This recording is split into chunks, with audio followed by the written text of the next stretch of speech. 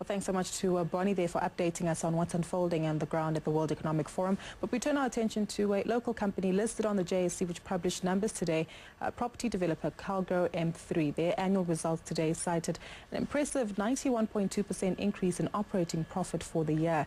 To tell us more about these numbers is Wikus, Lategaan, Managing Director of Calgro M3. Good to have you with us today, and thanks for joining us, Wikus. Fantastic numbers that you've naturally reported, and you've had to do a lot of rejigging, I understand, very briefly, at looking and focusing on markets which have been performing strongly for you. But from your perspective, some of the key highlights revealed in the numbers today? No, thank you. I think our strength's always been to the ability to move between these markets. We're integrated developers, so we play across a few of 7 or 8 different markets. It's privately owned property. We're not a contractor to government. We're in partnership with government on these projects, so we can move between these different projects and the different classes of houses as and when required. I think what stands out from the results, 12 of the 17 projects in the ground during the year. I think that's very good to show that, again, the diversification. It's across 3 provinces plus Namibia. Yeah. 4th province to hopefully follow suit later this year, the Eastern Cape, which we've been talking around for a while. So I think that's just a very good diversification mix. Property development will always have challenges. You'll always have delays. The question is just how can you absorb that? If you've got 12 projects, you've got delays on 2 projects, there's enough scope with 10 delivering projects. Walk us through some of those challenges and perhaps lessons that you learn. I'm going to be selfish. I go around Jablani quite often. I've got relatives who stay there, and it's quite built up. There's a hospital, a fire station, a college, as well as a retail sector and residential properties that are there. Are there lessons that you've learned in developing the Jablani CBD that you're looking to deploy in your other developments? Yeah, I think the flagship role has always been Fleurhof, but if you move to Jablani, that's what we want to entail. Is we have development nodes where we provide all this amenity.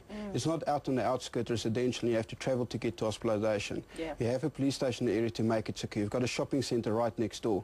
You also have the Jablani redevelopment project now. We're uplifting the whole area as such. So we're looking to, if you look at our slogan, creating homes, not houses. I think the difference between a house is a roof over your head. A home is where we uplift you in your community. We're really changing your lifestyle, and that's always been the Calgro model. We plant trees, we do grasses.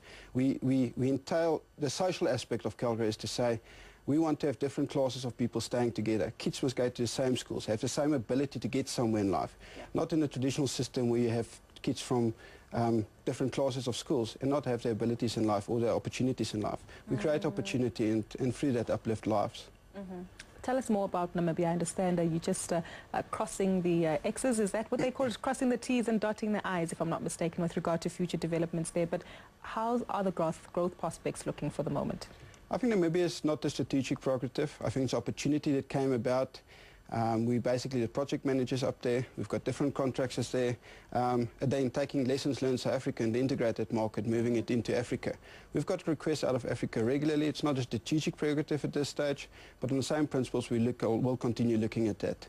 And it will remain small in the group perspective. There's a lot of opportunities in South Africa, and then the question is always, why do you want to go abroad? Why do you want to have additional risk if you can manage your risk close to home? Wikus, I'm excited to hear that you're an optimist on the South African market because the challenges here are well documented. It's the rising interest rate cycle, difficulty when it comes to accessing capital, the potential downgrade that we face from some of the other ratings agencies, as well as the haircut on economic growth prospects here.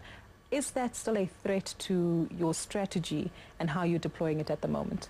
I think we'll be arrogant to say it's not a threat, but I think we're slightly isolated from the general market. Remember, if you look at housing shortfall stats, if you can quote the Honourable Minister in there, it's a 2.1 shortfall in terms of the fully subsidised. If you can quote the banks and there's various research, 700,000 in the affordable market, which the banks reckon as people qualifying for end-user finance, but no stock available. Sure. It's not a luxury, it's a necessity.